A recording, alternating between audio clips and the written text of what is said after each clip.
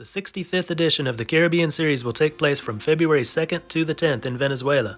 This will be one to remember as it will be the biggest Caribbean Series ever. 8 teams, more than there's ever been before, and a brand new stadium. This will be the first Caribbean Series in Venezuela since 2014. It was supposed to be held in Venezuela in 2019. 5 teams were to take part: Venezuela, Cuba, Puerto Rico, Dominican Republic, and Mexico. But due to the situation in Venezuela, the event was moved to Panama.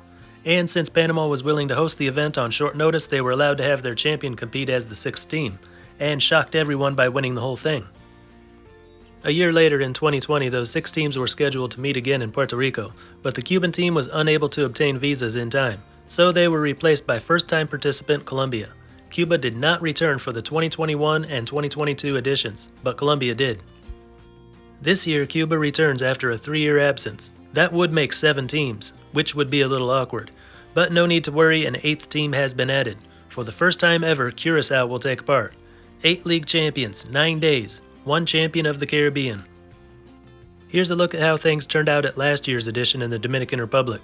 The 6 teams played a round-robin stage. The teams from the Dominican Republic, Colombia, Venezuela, and Mexico advanced to the knockout stage. The teams from Panama and Puerto Rico were eliminated.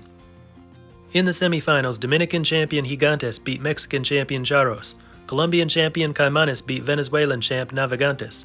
In the championship game, Caimanes stunned everyone with a 4-1 win over Gigantes to win it all. Not only was it the first time a Colombian team won the title, it was the first time a Colombian team had even won a game at this event.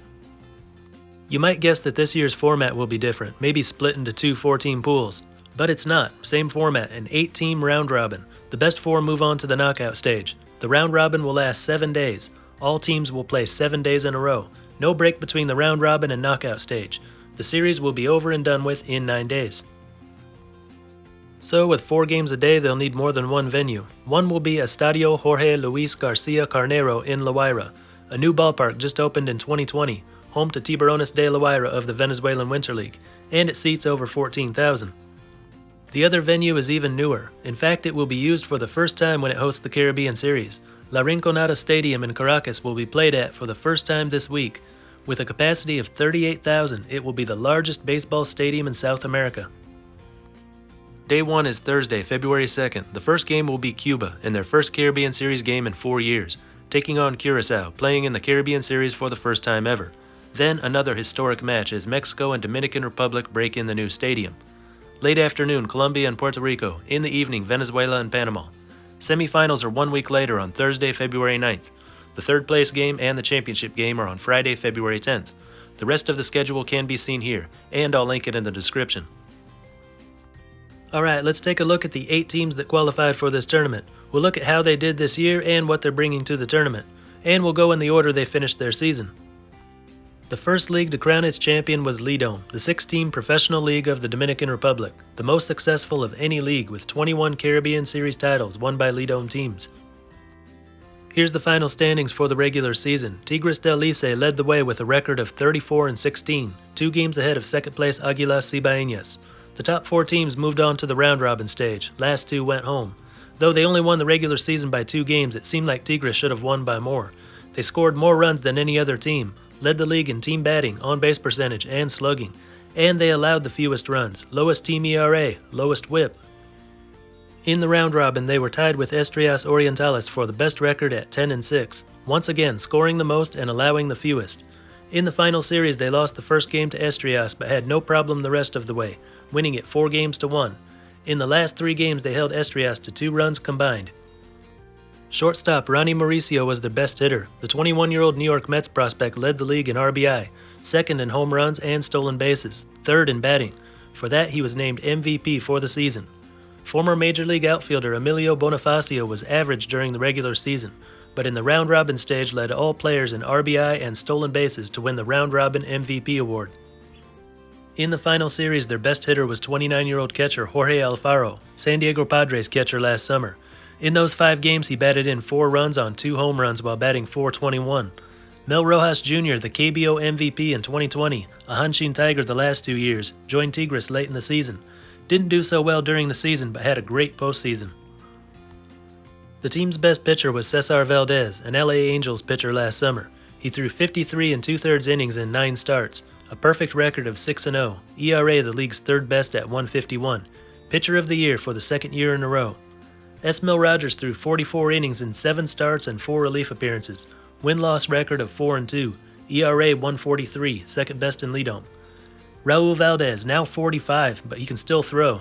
9 starts, 46 1/3 innings, ERA 369. Brooks Hall, 8 starts, ERA 284, whip 0.92. Steve Moyers, 8 starts, ERA 0.96, whip 101. Good arms in the bullpen, too. Jonathan Aro made 24 appearances, ERA 270. Jairo Asensio appeared 25 times, ERA 219, whip 0.97, and a league-leading 15 saves. Best pitchers and best hitters in Lidom, and they'll have even more help in the Caribbean Series. Here are their reinforcements for the tournament. Robinson Cano was playing for Estrellas Orientales, the team Tigres beat in the Lidom final. Henry Urrutia played for Gigantes and won the league batting title with a .318 average. Also won the LMB batting title in Mexico last summer. Panama finished in the same week as Lidom. The league that starts last, plays the shortest season, and finishes earlier than most is the LPBP, better known as ProBase. Panama was one of the original Caribbean Series members from 1949 to 1960, then rejoined in 2019. The league has 2 Caribbean Series titles, one in 1950 and one in 2019. Here are the final standings. 4 teams participated, up from 3 the year before. Federales de Chiriquí led the standings with a record of 16-4. Second place was the new team, Atlanticos. Third, Águilas Metropolitanas. Last was Astronautas de los Santos at 3-17, a terrible follow-up to their championship the year before. Atlanticos and Águilas played in a best-of-3 semifinal series. That was won by Atlanticos 2-1. They moved on to the final series where they were swept in 3 games by Federales. So Federales move on to the Caribbean Series for the first time. The last time Chiriquí had a team reach the Caribbean Series was in 2020, when Astronautas played there. Federales had most of the best players in ProBase. League MVP Johnny Santos led the league in home runs and RBI. Eric Castillo won the batting title with a .362 average. Steven Fuentes, a Washington Nationals prospect, led all pitchers with a record of 4-0. And Edison Frias struck out 38 batters to top all ProBase pitchers. And here's their full roster, adding players from around ProBase and from outside of the league. Players like Severino Gonzalez, a former Major League pitcher, now pitches in the LMB in Mexico. Outfielder Ariel Sandoval led the league in stolen bases and was one of the league's best hitters. Lots of former minor league players on this roster. The LPB in Colombia can claim to hold the title of defending Caribbean Series champions, but they'll have a different representative this year. For most of the season, it looked like Caimanes de Barranquilla would win a 3rd straight title, but they not only lost their place at the top, but suffered an 8-game losing streak and fell to 3rd by the end of the season. Tigres de Cartagena, the last place team a year ago, finished 1st. Vaqueros de Monteria, the runner-up the last 2 years, were 2nd. In the semifinals, Vaqueros sent the defending champions home, winning the series in a full 5 games. Then, in the final series, took care of Tigres 4-1 for their first title since 2020, when they were the first team from Colombia to ever appear in the Caribbean Series. Eduard Lopez made 10 starts but only 38 2/3 innings, ERA 4.42, and a record of 4-1. Starters don't stay in long. This team turns to their bullpen early and tries to beat you in the late innings. Hernando Mejia appeared 15 times, 26 innings, ERA 2.77. Carlos Diaz, 17 games, 17 innings, ERA 2.65. Carlos Caveda from Caimanes will join Vaqueros for the event. He made 9 starts, ERA 3.12, and a record of 4-0. Oscar Marcelino comes over from Tigres, 20 games, 25 innings, ERA 2.88. As for hitters, catcher Daniel Vellohin, a left-handed hitting Cincinnati Reds prospect, led the league with 13 home runs and tied for the league lead with a .576 slugging. The other guy with a .576 slugging also belonged to Vaqueros, outfielder Derwin Pomare with 9 home runs and a .328 average. Infielder Jordan Diaz, who made his major league debut with the Oakland A's last summer, joined the team a little late but still managed to hit 7 home runs, /359, 442, 559, top 5 in all those categories, number 1 in batting. He wasn't on the roster for the Caribbean Series initially, but he was just added. He will be there. If you look at the catchers in the lower left, you'll see Vellohin and also Pabel Manzanero. He hit .308 with 7 home runs. And Andres Angulo, he batted .305 with 9 home runs. So they had 3 catchers in the top 10 of the LPB in home runs. Outfielder Jesus Mariaga comes over from Tigres. He slashed .357, 484, 545, led the league in on-base percentage, and in triples with 5. In Puerto Rico, the LBPRC played a 50-game schedule this year, the longest season they've played in a long time, and with 6 teams, up from 5 last year and 4 the year before. So, more teams, more games, but the same team on top in the regular season. Criollos de Caguas, the 2-time defending champions, led the way by a comfortable margin. The bottom 2 were out, the top 4 moved on to the semifinals. In the semis, Indios de Mayagüez avenged last year's loss in the final series and took care of Criollos 4-2. Gigantes de Carolina escaped with a hard-fought 4-3 series win over Cangrejeros. In the final, another 7-game series won by Indios for their first title since 2014, their 19th overall. The league was dominated by pitchers this season, and Indios had one of the best in Braden Webb. He made 10 starts and 4 relief appearances, led the league in innings 61 2/3, strikeouts 65, and was in the top 10 in ERA 2.19. His teammate Darryl Thompson was right behind him with a 2.45 ERA and 7 starts and 5 relief appearances. Rob Whalen, a former Major League pitcher, had a 3.76 ERA and 6 starts. And of course, they've borrowed some pitchers from elsewhere in the league. Fernando Cabrera, a former Major League pitcher, now 41, had a 3.02 ERA and 10 starts, 53 innings. Luis Leroy Cruz, a lefty, had a 1.67 ERA and 8 starts, 37 innings. Alex Sanabia, 10 years removed from his last Major League appearance, had a 2.05 ERA and 9 starts, 48 innings. In the outfield, they've got Danny Ortiz, a left-handed batter who hit 5 home runs, tied for 4th most in the league. Emmanuel Rivera, an Arizona Diamondbacks hitter, was the best-hitting infielder for Indios. He batted .303 with a .340 on-base percentage. They've borrowed Edwin Diaz from Criollos for this occasion. Diaz led the league in home runs, RBI, and runs scored, on his way to winning the MVP. Another infielder they've taken from Criollos is Oakland A's hitter Vimael Machín. He batted .270 with a .381 on-base percentage. Most of the best players from the LBPRC are here. Should be a good team. Cuba is back in the Caribbean Series, but this time it's not the Cuban National Series supplying the team. That was played last spring and early summer and won by Alazanes de Granma. This winter, the Cuban Elite League was played. 6 teams were formed, merging the 16 teams from the National Series into 6 teams to make sort of an all-star league. After a 50-game regular season, the top 4, Agriculturas, Centrales, Portuarios, and Tabacaleros, qualified for the semifinals. Agriculturas breezed through the semis with a 4-game sweep over Tabacaleros. Portuarios needed 6 games, but they took care of Centrales and advanced to the final series. In the championship series, Portuarios led 3-1, but Agriculturas came storming back with a 19-5 Mercy Rule win, a 9-1 blowout, and finally a narrow win in Game 7 to claim the first championship of the Cuban Elite League. Pitching was not their strength. Cesar Garcia was the best starting pitcher, 7 starts, 1 relief appearance, 41 innings, and an ERA of 2.18. Yoel Molguena made 11 starts, 50 innings with an ERA of 4.83. No Agriculturas pitchers finished in the top 10 in ERA. Garcia didn't have enough innings.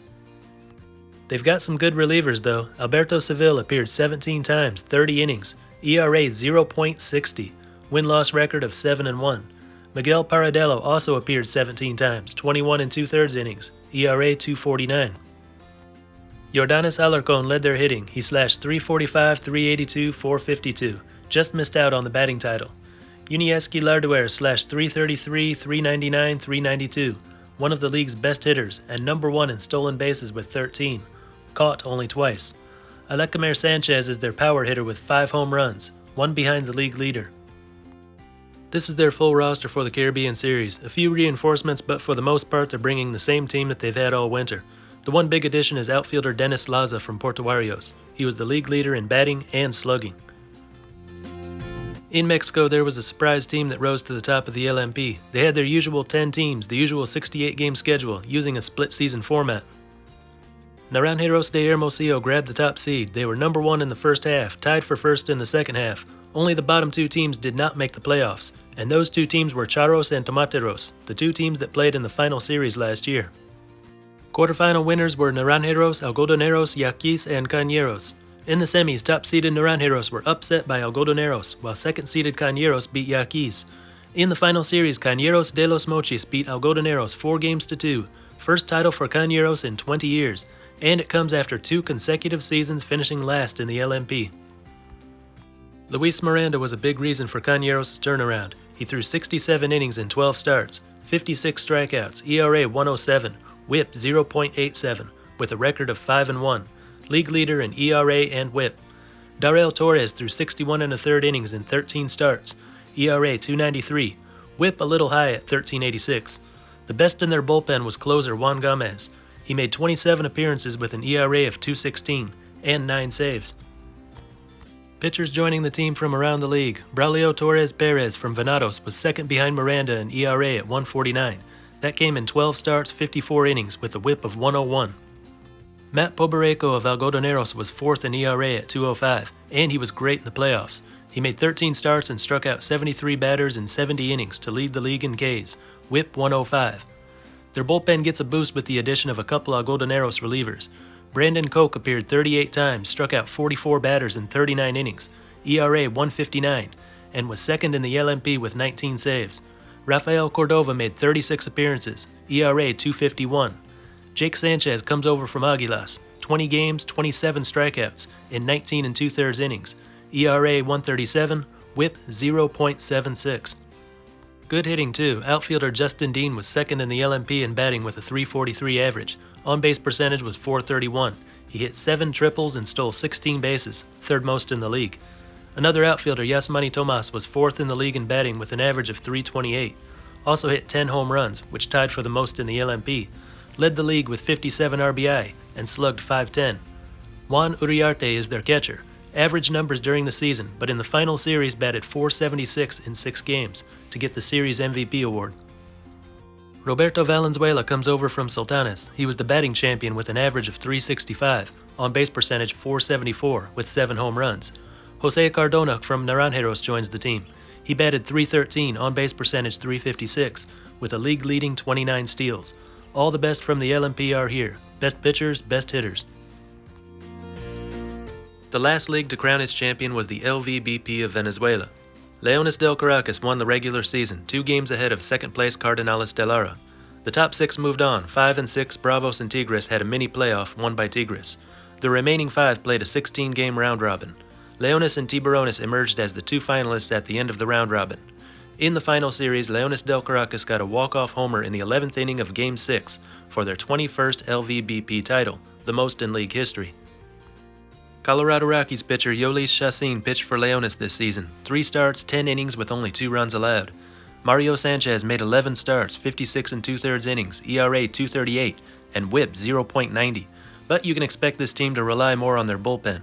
Right-hander Ricardo Rodriguez made 25 relief appearances, ERA 2.73, WHIP 0.99. Right-hander Silvino Bracho is their closer, 17 appearances, ERA 2.84, WHIP 1.21. Outfielder Oswaldo Arcia slashed .323, 476, 661 with 11 home runs in 42 games. First baseman Isaias Tejeda had a line of .289, 391, 479 with 9 home runs during the regular season, and he's been even better lately, winning the final series MVP. Outfielder Harold Castro missed some time during the season, but in 23 games batted .374, and he is the one who hit the walk-off home run in Game 6 of the championship series. Since the final series just ended there, a full roster with the reinforcements is not available yet. When that becomes available, I'll include that in a pinned comment. We can assume, though, that some but not all of the best players in the LVBP will join Leones. And last we have Curaçao. Wildcats KJ74, champions of the Curaçao National Championship AA League, is the club competing in the Caribbean Series. And they were actually the first to win their league title, but the players are mostly a selected group of the best players from Curaçao and Aruba, who play in various leagues around the world. Curaçao and Aruba usually play as part of Team Netherlands in international competitions. Think of this as a Dutch national team without any European players. Some of their best-known pitchers, 35-year-old right-hander Sharon Martins, a major league pitcher for 3 years ending in 2013. One of the best pitchers in the Dutch league now. Last year had a 1.22 ERA and 73 innings there. In March he'll be playing in his 3rd WBC for Team Netherlands. Jair Jurgens, an 8-year Major League pitcher and one-time All-Star, last appeared there in 2014. He played briefly in Mexico last summer and Venezuela this winter. 37-year-old right-hander Henry Sosa played in MLB way back in 2011, went on to have a lot of success in the KBO and CPBL, though he hasn't pitched a full season since 2020 in Taiwan. 30-year-old right-handed reliever Cody Mincy is a Marlins prospect, played at AA Pensacola and a little bit at AAA Jacksonville last summer. Played in Australia this winter where he had a .335 ERA and 7 starts. Other members of their pitching staff include a few from the Dutch League, a couple independent leaguers, one from the Italian League, and a few from the Curacao League, including 2 from Wildcats. Hitting should be their strength, that'll be obvious from the names you're about to hear. In the outfield, they've got Jurickson Profar. He hit 15 home runs in 152 games for the San Diego Padres last year, slashing .243, .331, .391. Roger Bernardina, a former Major League hitter, last appeared in 2014. Now 38, the left-handed hitter played in the Dutch League last summer, where he batted .364. In the infield, Andrelton Simmons, a 4-time Gold Glove winner, still active in MLB, struggled at the plate in recent years though, only played in 34 games for the Cubs last year. Jonathan Schoop, a 1-time All-Star, hit 11 home runs for the Detroit Tigers last year. The roster also includes his brother Charlin Schoop, an infielder in the Dutch League. Jurickson Profar's brother Jeremy Profar is on the roster too. He's a utility player, played in Mexico last summer. Other hitters on the Curacao roster come from the Dutch and Italian leagues, and from the lower levels of the minor leagues. So who's going to win this thing? Well, first let's see who's not going to the semifinals. My prediction, I could be wrong. Federales de Chiriquí of Panama is bringing the least talented team. I'd pick them to finish at the bottom. They were the best team in Pro Base, and they're bringing the best players from Pro Base, but I think the league as a whole comes up short when compared to the other leagues here. I don't think the Curacao team will make it, not for lack of talent. They've got talent, more than a lot of teams here. But throwing a bunch of talented players together and having them go up against teams that have been playing together all winter isn't going to work the way they want it to. I know I said the same thing about Panama a couple years ago when their season was canceled and they brought an all-star team to the Caribbean Series. And I was wrong, they made it to the next round, but I don't think that'll happen this time. Vaqueros de Monteria of Colombia won't advance. They'll win a couple games but go home disappointed, which shows that the LPB and Colombian baseball have come a long way. It was a great story last year with Caimanes going from last to first. They played the best, but that doesn't mean they were the best. 6 out of 8 teams is right about where they belong. We have to eliminate one more team here, and I hate to do this, but I'm going to say Indios de Mayagüez of Puerto Rico doesn't make it. It's hard to imagine them having 2 bad years in a row. This is Puerto Rico we're talking about. But I don't think Indios are the best team to represent the LBPRC. Yes, they got some reinforcements, but even after you add those guys in, it doesn't quite look like a top 4 team. For the 4th place team, I've got Leones del Caracas of Venezuela. Tempting to pick Indios ahead of Leones, but for this occasion, hosting the Caribbean Series on their home soil, the Venezuelan team will find a way to reach the knockout stage. 3rd, Agriculturas from Cuba. A team from the Cuban National Series would have had a good chance in this tournament. A team that combines the lineups of 2 of the best teams in the Cuban National Series has an even better chance. And they spent the winter playing against other teams like that, where only the best players were used. They're ready for this tournament. I think they're going to surprise a lot of people. Cañeros de los Mochis of Mexico are my pick for 2nd place. This is the first time in a few years one of the top 2 seeds actually won the LMP playoffs. And by the end of the season, Cañeros looked like the best team in Mexico. In the last few years, the team that won the LMP playoffs did not look like the best team to represent Mexico in the Caribbean Series. But Cañeros does look like the best, and any weaknesses they had have been filled by the players they brought in from around the league. And for number 1, I've got Tigres del Licey from the Dominican Republic. They were the best team in Lidom this year, best hitting, best pitching, and Lidom is usually the strongest league anyway. It would be a great story if Cañeros finished their last to first season by winning the Caribbean Series. And if another team had made it from Lidom, I might have picked them to do so. But Tigres is too good, so I'm picking them. But that's just what I think. Let me know what you think down in the comments. That's all for this one, and until next time, this is Baseball International. See ya!